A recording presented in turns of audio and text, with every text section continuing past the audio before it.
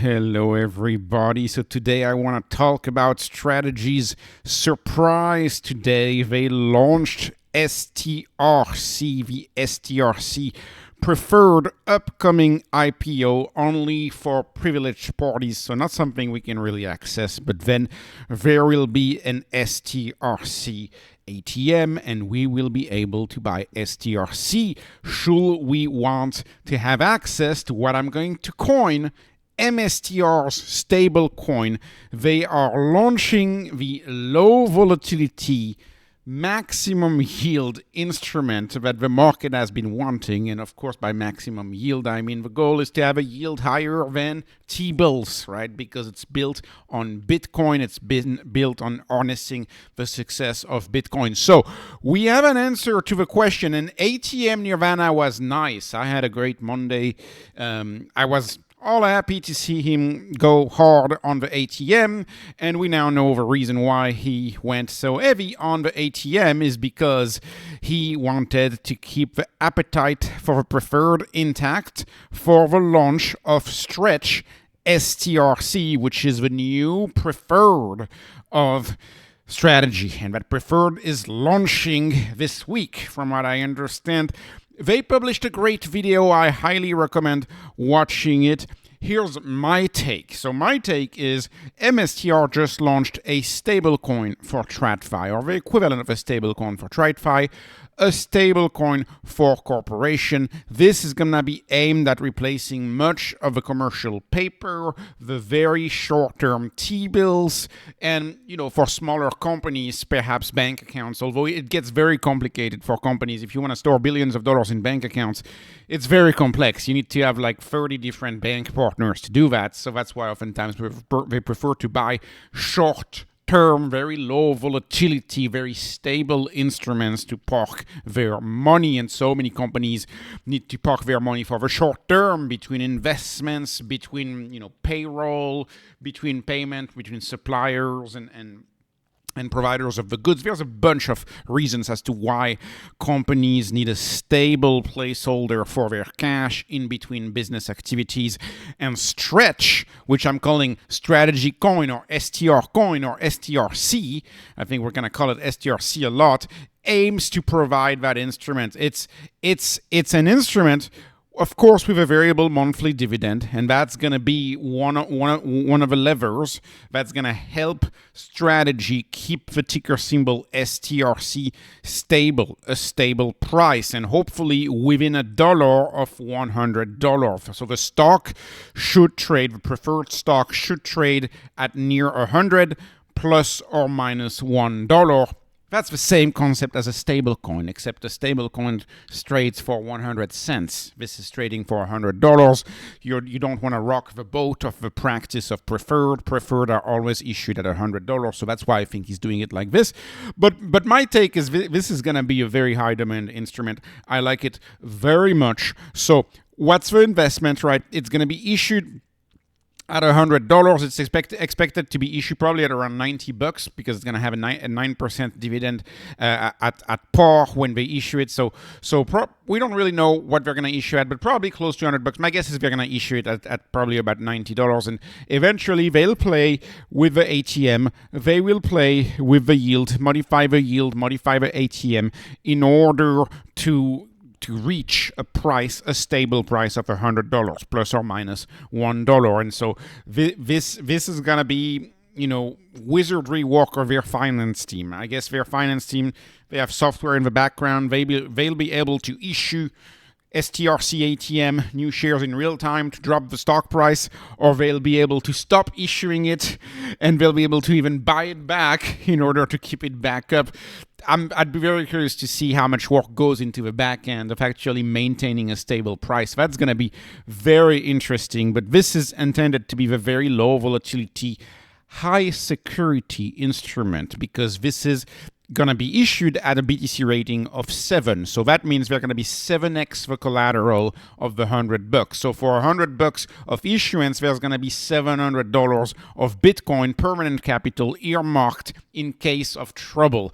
So that's why this instrument is going to be very high in the seniority stack. It's going to be only junior to Stride, which is going to be the safest instrument. And of course, we all understand that MSTR is the riskiest instrument. Common shareholders are the last one to be paid in case of bankruptcy. In case of bankruptcy, the first folks to be paid are going to be STRD. And STRC is going to be technically under Stride, but in the presentation, Saylor made it very, very clear that it's going to be under Stride, but it's going to be mostly of a technical difference. In practice, the collateralization of both of these instruments should be pretty close. So this is intended to be, safe, as safe as cash as you can get for a Bitcoin-backed instrument, I guess is the way I'm going to say it. This is intended to be one of the highest security instrument, one of the most secure instruments issued by MSTR and issued by, the cornucopia of instruments that MSTR is now printing every week. This is intended to be the quote-unquote safest one right after Stride. And of course, what is it that makes it a short-term instrument? Well, we have effective duration, yield, and you do that, of course, by dividing the yield by the number of years or the amount of time it takes you to get back the money. But technically, these are perpetual yields, so that yield is going to be fixed over the long run, and it's the stock price that kind of adjusts the yields. For STRC, for stretch, or what I call strategy coin, for that yield is going to be set monthly. And so monthly, they're going to decide the yield. And when they do that, that should influence the stock price, right? If they cut the yield next month, then you should have a stock that goes down a little bit. If they increase the yield, it should go up. They can move the yield based on the price that they want to achieve. And the price they want to achieve, like I said, is $100. So if you see that STRC, the ticker STRC preferred stock, is trading towards 101, 102, 103, what do? You decrease the dividend rate, or you can issue more STRC stretch. You can issue more stretch. You can reduce the dividend rate, or you can call it at 101. You can purchase it back at 101. And conversely, if it's trading below 99, what do you do in order to attract people? Well, you can increase the yield of the dividend, or you can simply cease to do the ATM and decide not to do the ATM that week. So they have 5 different ways that they can influence the price of stretch. And so hopefully it keeps trading within a band of $100 plus or minus $1. And this is what I think is the most important slide. This is the surprise I was not expecting today. I was very amazed when I listened to his presentation. Saylor, of course, we know he's going after the bond market. And if you look at who buys these instruments, right? Short duration instruments, who buys those? Well, it's either people who have money in the bank account or people who decide to have T-bills, most likely because they're too big and they can't have cash because they're a very large company, and so they need to have T-bills to store the cash because there's not enough banks available for you to custody tens of billions of dollars. So you got to place it somewhere. And so there's a dual market on this. You have USD bank accounts, which are 18 trillion. This is cash, right? This is currency. This is currency. And then you have what we're used to, which is the bond market. And so that's money market funds, treasuries, and commercial papers, which is just short-term debt issued by random companies. And stable coins, they're kind of a new thing. We don't see them there. And stretch is so new, of course, it's not even visible yet. But this is what I want to call your attention to. This is what I think is genius. He's just opened a new black hole. The black hole has just opened for currency. This is going to compete with money on bank accounts. This is going to compete with currency. This is also going to compete with short-term dated bonds and short-term dated treasury. So this is a screenshot from Saylor's model, Bitcoin 2024 model. So you can see he started to drain the bond market. Strike, Strife, and Stride don't compete with currency.